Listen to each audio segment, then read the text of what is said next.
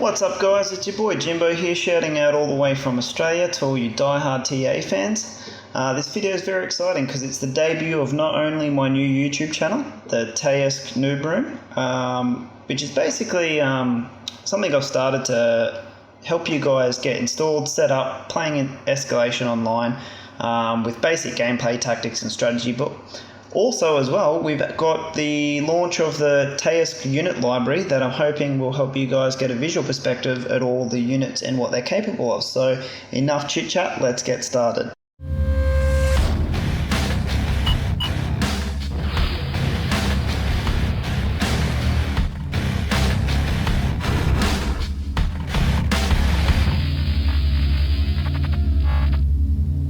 Okay, so guys, just before we start, a little bit about this app.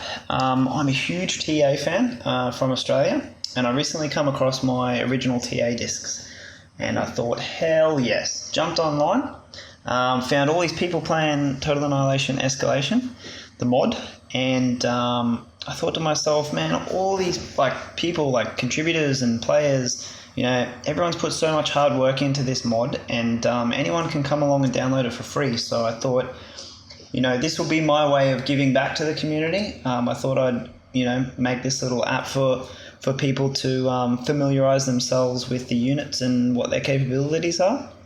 I did notice, that the mod's been updated a fair few times, and the unit guide's a little outdated. So hopefully this tool does have a place in the community, and I thought, it can be shared around and help the other fellow newbies get a handle on units and unit selection. So let's get started. Basically, download the zip file, extract the contents here, and you'll end up with this. It's got a README file. Please, I think it would be good to read. Obviously, don't need to read all of it, but basically, yeah, from there up, good idea to read. It is made in Excel, the actual app, so that's it there. The reason for the README is because I know it can be a little bit buggy, and everything you need to know is in there. So if it does play up or it's not working, just have a quick read through. This is the first page it opens up to, so there's some things in there that you should really read. Basically how it works is all the data that I have here, all the data of all 450 units has actually been extracted directly from the game files. And as you can see over here on the left, it was extracted on the 1st of the 1st, 2016. So that's where all the data comes from. You got to be careful. I don't know what the data, how the game uses the data. So just be aware of that. And I guess don't, obviously, you can't hurt anyone, but blah, blah, blah. Bit of disclaimer there. It's all in the README. Basically how to use this thing is you've got filters over here up the top, and you can select any of those filters and it will change this box here, which is a unit selection box, accordingly. Right now, no units are selected, so it will just automatically pre-fill the 12 unit slots here on the left. It will automatically pre-fill them with alphabetically the first 12 units. So let's do an example. Let's just do a 1v1, probably the most.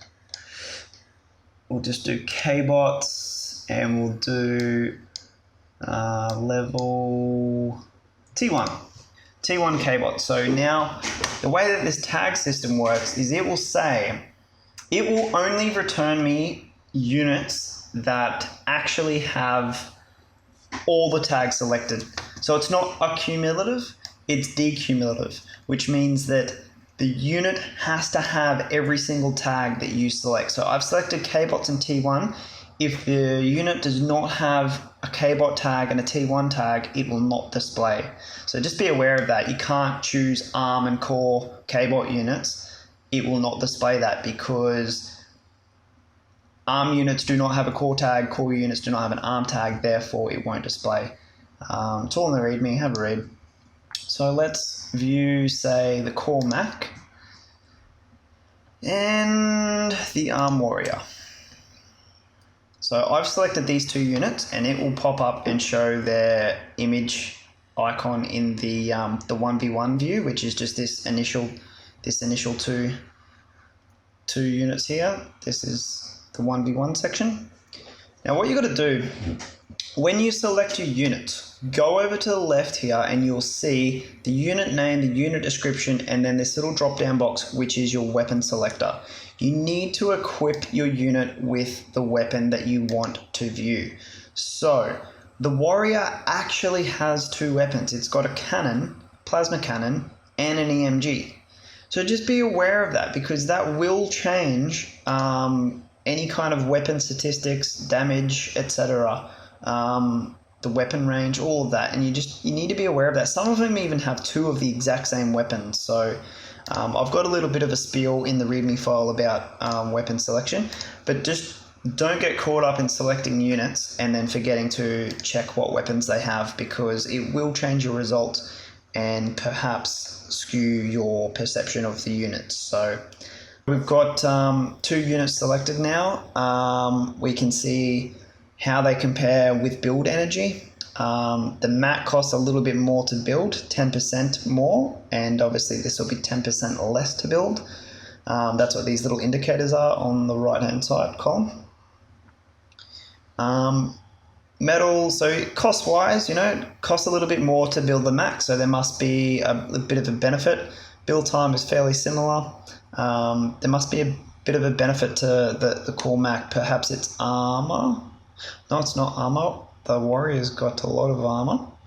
Damage, that's where it's at. 225 damage per second. This is the initial damage, so obviously if the reload time is just 1, the initial damage is going to be the same as the DPS, but over here the warrior is a little bit different. It's got reload time and burst, which affects the DPS, so the initial damage for each EMG hit is actually only 12. It's all pretty straightforward with the damage, but if we want to change the warrior's weapon to the plasma cannon, notice how it changes the damage. So what you would do in this case is, if you're comparing the MAC and the warrior, the DPS for the MAC is actually 225 per second. So you've got to, I guess, take into consideration that the warrior does 72 damage per second with its cannon, plus it also does 90 per second with its EMG. The next thing I've got to explain is the vulnerable units and invulnerable units have a damage column as well. I'll probably touch on that when we get over to the 12 unit viewer. Just for now, basically some units will do damage to say, okay, so a submarine can do a lot of damage to a naval unit, but not so much damage to a hover unit. And a missile unit can do a lot of damage to an air unit, and not so much damage to ground units, etc., etc. That's what they're for. I'll touch on that again a bit deeper in a minute. So yeah, and then we've just got a couple of weapon stats here, some armor, mobility. Looks like the MAC's a little bit faster with top speed and acceleration. Bit more maneuverable as well. So you can see that the units are fairly balanced. Obviously the warrior's got pretty boss armor, but the MAC makes up for it in dealing a lot of damage. It's got 225 per second, whereas this is only 90 with the EMG, plus the plasma cannon is 70, so it's about 162 damage per second versus 225 for the MAC. So yeah, let's go over to the range plot here. We can see that they both have pretty much the same line of sight. Weapon range, I've got the cannon, so the cannon's got a little bit more weapon range. The EMG is actually the same. So yeah, the warrior wins in weapon range. Radar, they probably have the same radar. Yep, exactly the same radar. Obviously the unit range plot's really good for viewing up to 12 units, but it's also good for comparing the 1v1 if you just select the type of range that you want to view with these checkboxes here. Let's clear these filters, because if you don't clear these, they will be continued to be selected in the next batch of tagging. So if we just clear that, it'll take us back to selecting, you know, all tier 1 K-bots. Let's clear this filter and go T2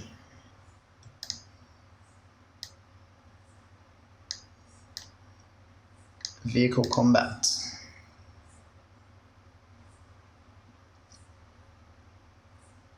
Oh, and so this happens sometimes if you've been in a filter previously. Sometimes it won't refresh. Just hit that and then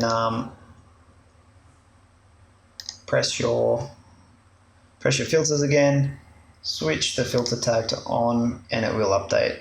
Shouldn't have any problems. So yeah, we've selected now T2 units vehicle combat, and these are all the T2 units. So it's kind of automatically filled them just with alphabetical. We don't want that. We want to actually compare, you know, unit to unit. So let's say we don't worry about radar vehicles. Let's just go assault, bulldog, artillery, the Panther, the rocket launcher, and the penetrator. The Reaper, yes, we need the Reaper. So we're up to 9 units here. That's the 10th unit. We'll get the artillery vehicle in there. That'll do for now. Maybe chuck the Spider on there as well. So I've excluded the flak and radar vehicles just for this one. So if you look on the side, we've got our 12 units. Well, actually, we probably don't even have 12 units. Yeah, we've got 12 units. Cool. So just make sure that the units have the weapons that you want. So Panther's actually got AA as well, which a lot of people didn't know. But I only just figured that out recently as well, since I've had this little app. So Penetrator's got a big laser. Yep. So all this does now is I'm aware that the Panther actually has 2 weapons, and when I want to view the air, I just have to change it there. But I'm not really worried about that. So let's compare them. We've got the unit range plot here. Let's have a look at line of sight. The Merle actually beats the Diplomat. That's the vertical launch missile tower, missile unit. So the Merle is arm. Yep. So the arm Merle wins in that line of sight battle, I guess. Weapon range, pillager, lugger, diplomat, penetrator. If you want the actual numbers, they're on the side here. This is the range stats. So we can see here that, and obviously if you scroll across, the 12 units on the left will actually match up with the table. So you can see that the core pillager and the arm lugger have the most amount of range, followed by the rocket launchers. Pretty self-explanatory. Radar, slightly different for all of them. Penetrator's got huge range, so that's pretty good there. The Goliath, no one's got radar jamming, so I'll just leave that back on line of sight. Moving across, let's go to weapon stats. I won't go through all of it, but it's pretty straightforward and pretty obvious. We can see that the lugger has the 2 artillery vehicles, the core pillager down the bottom here, and the lugger, second from the top, has the biggest area of effect. Good for lugging artillery shells.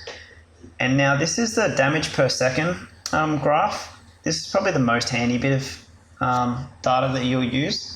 It will calculate, the reload time and burst rate of each of the weapons and display how much damage per second. So here, Goliath is a pretty hardcore. Oh wait, no, we don't have. I'm gonna swap out the Goliath. I don't want the Goliath anymore. I want the Reaper. I must have selected 13 units. Yeah, so we've got the Reaper now. Now Reaper here, it is pretty decent. It has insane armor, 5,035 armor, which is not quite as much as the Bulldog, but if you have a look at damage, its damage is insane. Like nearly 500 damage per second, versus the Bulldog here is only 240, and the Reaper's 400, 400 damage per second. So the Reaper is quite a unit. You've got 3 headings here. You've got how much damage the unit will do to all other units, how much damage it'll do to vulnerable units, invulnerable units. And so if we look down here, the Manticore has hybrid surface and AA missiles.